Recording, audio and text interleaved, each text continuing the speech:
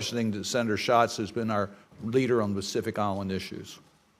Thank you very much, Mr. Chairman, Ranking Member, and thank you all for being here. I also want to recognize Secretary General Puna for our continued and productive engagement. He's in the audience, and also the Finance Minister of Tonga, Mr. Tiueti, for being here. I want to start with Mr. Crittenbrink. Can you just, the United States has provided $4.5 million to the Pacific Resilience Facility. Can you talk about the importance of PRF and how you see it as a mechanism for the kind of engagement that Secretary Blinken and President Biden have talked about? And I think we are all on a bipartisan basis in the middle of executing. But as I talk to the PIF, they are prioritizing the Pacific Resilience Facility. I'd like you to just talk about why we made that first investment and maybe why we should consider continued investments.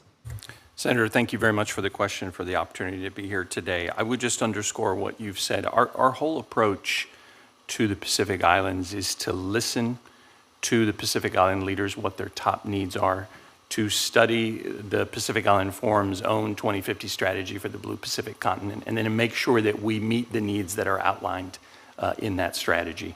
And the number one need that they've outlined is the existential challenge of climate change. So the Pacific Resilience Facility is one of several steps we've taken to show our support for meeting the Pacific Islanders where they live, so to speak. That initial investment is designed to build local resilience and capacity to help combat climate change. But I do think it's just the beginning of what we are doing and what we need to do, and we will need to do more going forward. My colleague Michael Schiffer may have more details on the actual implementation on the ground, but I couldn't agree more, Senator, with the importance of the climate issue. Sorry, Mr. Schiffer, I actually want to pivot a little bit to something that you said in your testimony about predatory economic arrangements with Pacific Island nations. And I think, you know, our theory of the case, at least in the last 3 or 4 years, has been to really listen, to try to respond, to understand these are sovereigns. They are not colonies. They are not insular areas.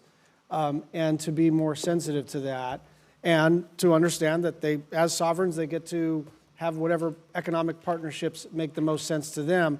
I'd like you to make the case a little more explicitly about how these predatory economic arrangements are, in the end, bad for some of our friends across the Pacific.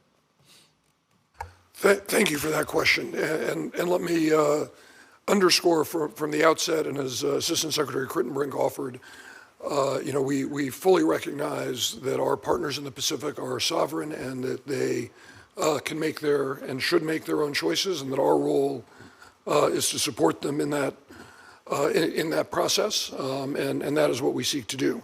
But as we look around at PRC behavior in the Pacific, we see that the PRC is violating many of the rules and norms that have been established by the international community for its own benefit, and that negatively, in fact, impacts the work that we do, including in the Pacific Island, in the economic growth and the development sphere.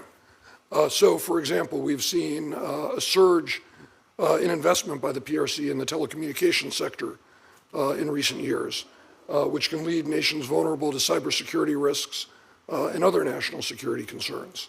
And so we see our role as partnering with like-minded and partnering with our Pacific Island friends to ensure that they have the options that they need for fast, secure, and reliable connectivity. I want you to, Mr. Schiffer, sorry to interrupt. I just want you to get to what's the catch here when you go into a partnership with PRC on a harbor or whatever it may be. What's the catch on the back end?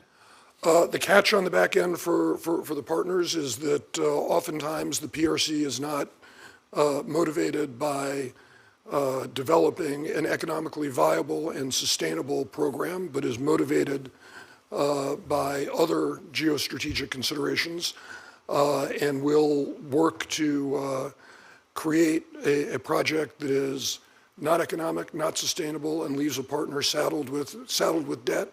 Final question on the backside. Thank you very much. Final question for Mr. Crittenbrink. This is either yes or no, or as quick as you can do. How important is it to, I guess it's not yes or no, how important is it to ratify the law of the sea? Well, Senator, I think Secretary Blinken has spoken to this before. It would be very effective to our diplomacy in the region. Maybe just on the previous question to underscore my colleague's point, of course, countries make their own decisions and their own choices. We want to make sure that they can do that freely. Oftentimes, we find that deals with the Chinese can undermine country sovereignty and can lead to giving China leverage over a country that undermines their position. Thank you, sir. Thank you. Senator Risch.